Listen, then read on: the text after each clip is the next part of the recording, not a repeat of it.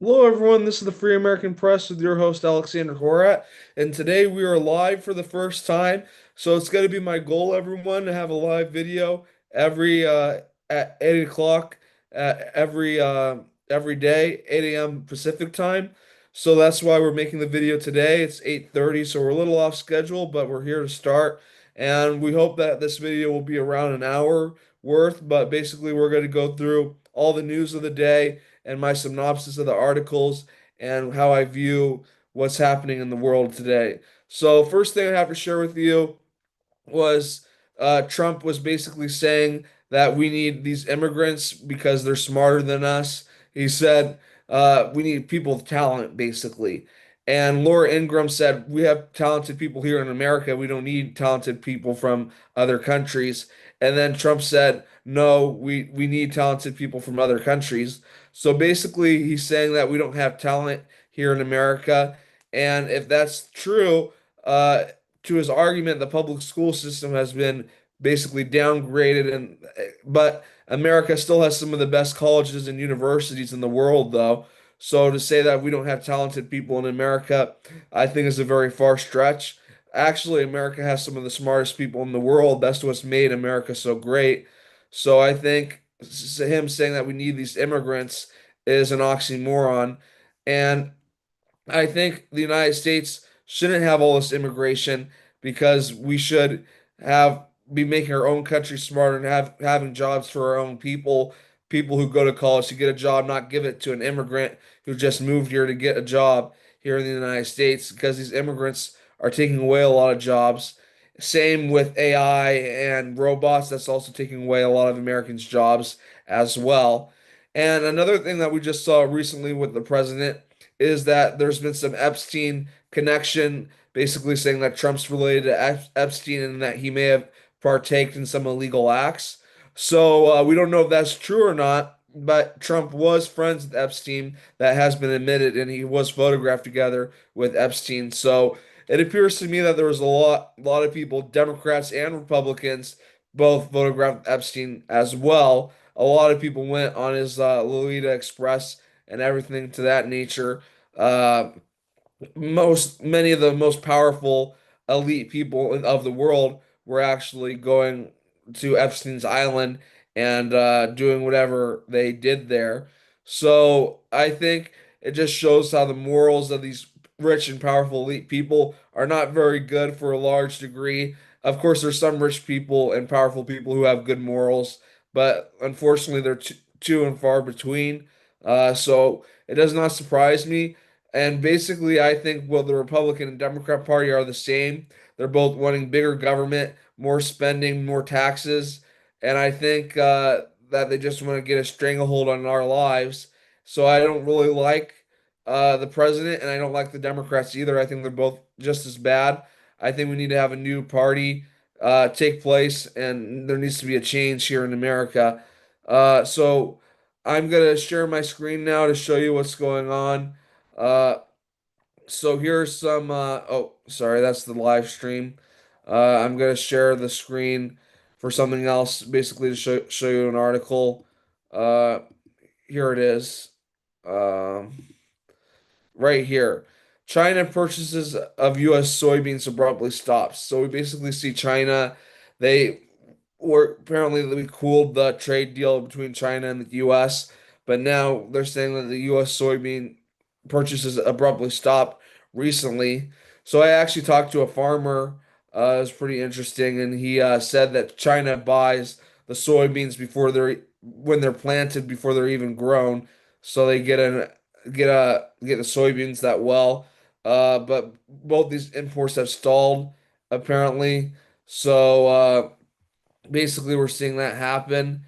And there's been one issue for Chinese buyers is that American beans are subject to a 13% tariff and price above Brazilian spot prices. That would mean yield losses for processors. So that's creating some issues there with U.S. soybean purchases. So I want to share the screen again. So we saw the AI country songs that actually went to the top of U.S. sales charts. So I find that very odd. Basically showing that we can't get talent out there. Like basically, we can't have real singers get to the top of U.S. sales charts anymore for music. Now it's all AI, and I think that's gonna largely be replaced. U.S. musicians are going to be largely replaced by AI in the future, unfortunately. And this is just one of the many jobs that has been taken over by AI. So I think that's sad that we're seeing that happen. But I think it's the wave of the future, unfortunately. Uh, so basically, a country song featuring a male singer's voice generated by artificial intelligence reached the top of the U.S. charts for the first time this week. So basically, they want to make an AI god. They want people to worship AI as some sort of savior. And then they want AI to take over every aspect of your life, have robot machines do all the work powered by AI. And in the next 100 years, folks, we're going to be seeing these robots gain more and more power throughout the world over you. And there's the good way. We can go the good route. Well, these robots could be used well that for people to have more freedom for more intellectual things and more things that people need to learn. Or it could be in the dystopian view where these robots are controlling us. We have robot police forces and they're controlling us and basically take over and tell us what to do for a small group of elite people who control everything behind the scenes. So that's what I find pretty bad, unfortunately. And I'm just gonna share the screen again right here. So we see scary Joe Rogan warns of American Civil War. So basically, what it says in this article is there's been a lot of people basically being very happy with Charlie Kirk's death. Basically, Charlie Kirk gets shot and people are cheering. So I'm like, whoa, whoa, whoa, whoa. You want people to die that you disagree with. So I think we are coming closer to an American Civil War. It's always possible that we could see that. So that's what Joe Rogan is warning us right now on this important news thing. If that's going to happen remains to be seen. I believe if a Democrat president or a Republican president gets into power, there could be a civil war, definitely. Uh, so I just want to talk a little bit about ChatGPT. So according to this article, how people really use ChatGPT according to 47,000 conversations shared online. So basically, people are feeding into the beast system by writing this ChatGPT every day. And I really think people are becoming too reliant on this ChatGPT. They ask ChatGPT what to do before they do it. And that makes humans very predictable because this AI is very predictable in what it says. Because it's an AI learning system, it lacks the creativity of a human brain. So people are going to become very predictable in their ways and basically what AI is telling them to do. So I think that's a huge problem. So I think AI is definitely not a good thing. And switching gears, so the arrival of the largest U.S. warship off Venezuelan shores is putting the pressure up in Venezuela. So we saw that the U.S. is putting the largest warship ever. Largest warship the United States has. And basically, what the United States has been doing recently has been blowing up Venezuelan boats, basically saying that they're narco. They're basically spreading illegal drugs into the United States. They're basically having these boats sail through the Caribbean and going to ports like Florida and stuff like that and distributing drugs. So the United States has been blowing up these boats. But I think the real reason why the United States government is suddenly doing this is because they want to start a war with Venezuela so they can get the oil. Venezuela has the largest oil reserves in the whole planet. So if they can get these oil reserves, that's really going to help the United States not be reliant on foreign imports as much, basically since they'll have the Venezuelan oil. So pretty scary that we could be involved in a war. I don't know how easily the Venezuelan regime can be toppled. I assume it probably could be pretty easily because a lot of the people don't like Maduro. So if they had a regime change, the people could be very happy about that. And we also saw Maria Machado recently got the Nobel Peace Prize, and that's the main person against Maduro in Venezuela, who's a Venezuelan. So they could replace Maduro with her, and should be U.S. backed, of course. Uh, So there's a lot of things that remain to be seen in regards to that. And now I found a really interesting article of inside China's Area 51. Satellite images shared with the Telegraph reveal sprawling military base and nuclear test facility hidden in plain sight. So basically, they have a military installation in the Gobi Desert. That's the hub for the latest and most advanced military technology that Beijing doesn't want anyone to see.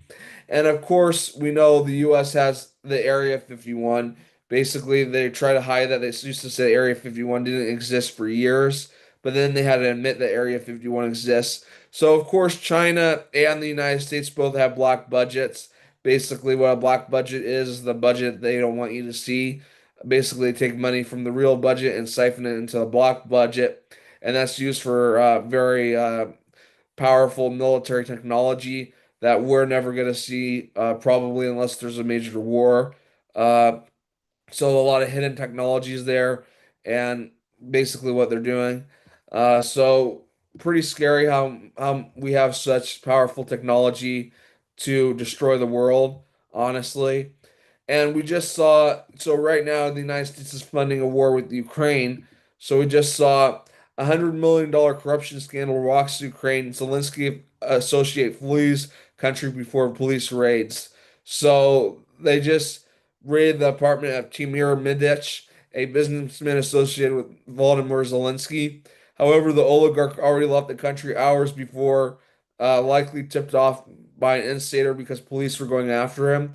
Ukraine's National Anti-Corruption Bureau says that $100 million is believed to have been siphoned off due to money laundering operation and other associates were involved.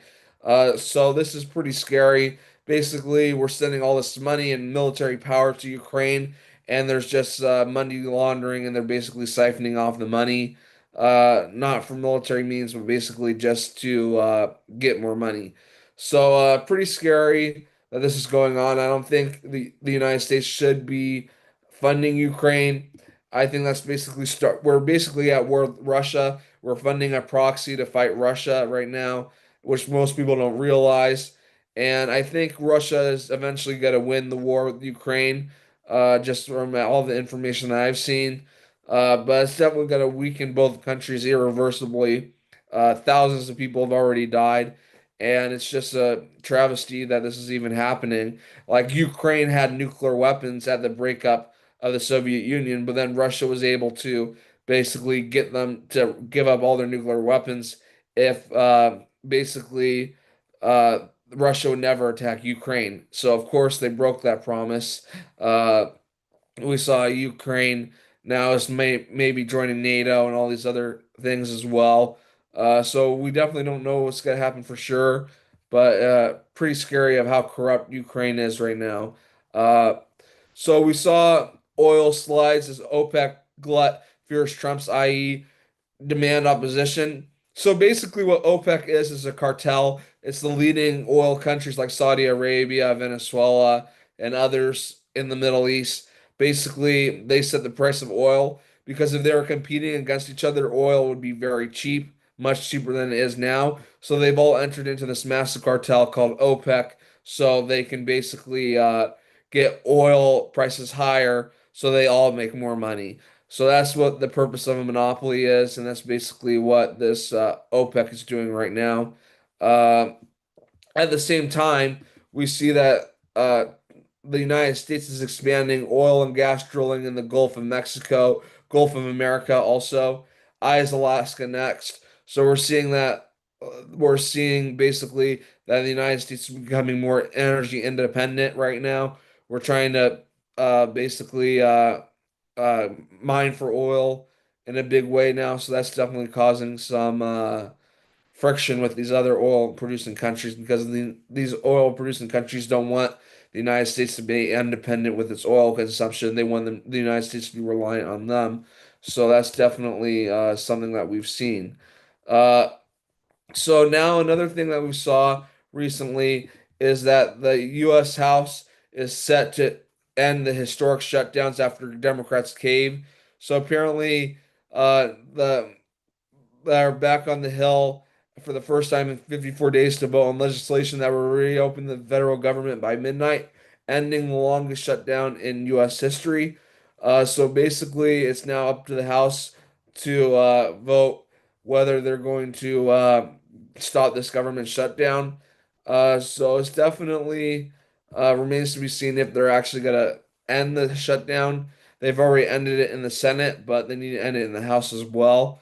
Um, so we're going to see what happens there. I think if there is a government shutdown, if it ends, uh, that's because Democrats and Republicans agreed to a deal. So we're going to see what happens there.